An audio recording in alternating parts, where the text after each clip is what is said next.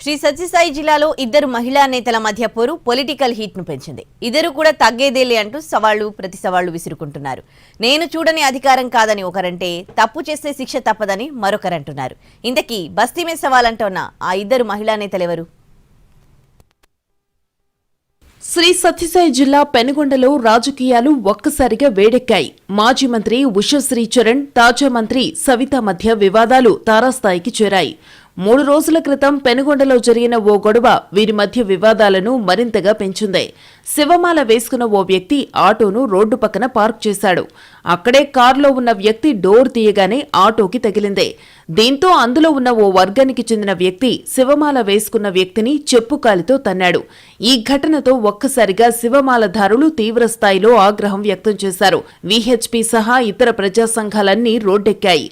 ఇక ఇది కాస్త అటు తిరిగి ఇటు తిరిగి మంత్రి సవితకు చుట్టుకుంది. దాడులు చేస్తే ఏ పార్టీ వారైనా సరే ఉపేక్షించేది లేదని, కఠినంగా శిక్షించాలంటూ వార్నింగ్ ఇచ్చారు. మరోవైపు దాడి చేసిన వ్యక్తి కూడా తాను ఉద్దేశపూర్వకంగా చేయలేదన్నాడు.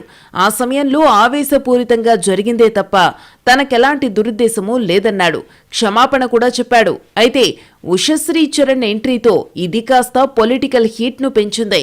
అధికారం, మంత్రి పదవులు శాశ్వతంగా ఉండబోవని, తిరిగి ప్రతిపక్షంలో కూర్చోవాల్సిందేనంటూ మంత్రి సవితకు కౌంటర్ ఇచ్చారు.